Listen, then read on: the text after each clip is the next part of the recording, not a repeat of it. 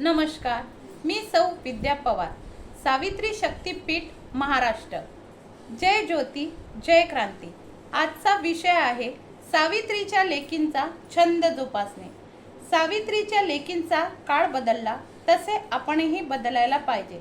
सावित्रीबाई फुले, राजमाता तसेच अहिल्याबाई होळकर यांचे महान कार्य व काळ वेगळा होता।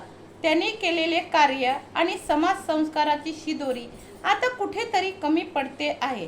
जगाचा शोध घेणारी पिढी पुढे पुढे वाढत आहे। म्हणून सावित्रीच्या लेकींनो, महापुरुषाचे विचार व त्यांचे संस्कार देणारे विचार, परंतु आपल्या आवडीनिवडी ओळखून एखादा तरी छंद जोपासायलाच हवा। कारण काळ बदलला तसेच आपणही बदलायला पाहिजे। पूर्वी सावित्रीच्या लेकी ह्या गृहिणी म्हणून वावरत होत्या। त्यांची भूमिका गृहिणी म्हणूनच होती, परंतु प्रत्येक कुटुंबात दोघेही उत्पन्नाचा सोर्स मिळवण्यासाठी दोघेही धावपळ करत असतात। त्यामुळे विभक्त कुटुंब पद्धती निर्माण झालेली आहे आणि त्यामुळे सावित्रीच्या लेकीवर ताणतणाव आणि टेन्शन आलेले आहे। आपल्या आवडीनिवडी जपून एक तरी छंद जोपासायला हवा, त्यातून आनंद घ्यावा। त्यातून भरपूर काही विषय आहे। असे काही विषय मी सांगू इच्छिते। कला,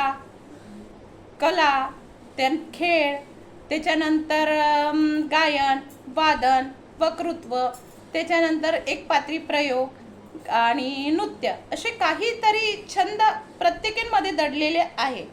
त्यातून त्यांनी काहीतरी छंद जोपासायलाच हवे। त्यातून आपले मन रमेल आणि त्या गोष्टीतून स्वतःला आनंद सुद्धा मिळवता येतील। त्यातील अभ्यास करून आपल्याला आनंदाबरोबर कर्तृत्ववान समाज सुद्धा घडवायचा आहे। त्याचप्रमाणे फुले दाम्पत्याचा विचार सुद्धा आपल्या समाजाला द्यायचा आहे।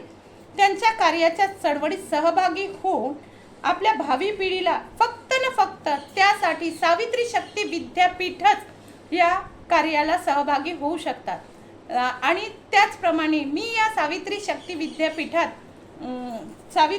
विद्यापीठात कार्य करण्यासाठी सहभागी झालेली आहे आणि होऊन त्यांचे आदर्श आपल्या डोळ्यापुढे ठेवणार आहे। जय ज्योती जय क्रांती।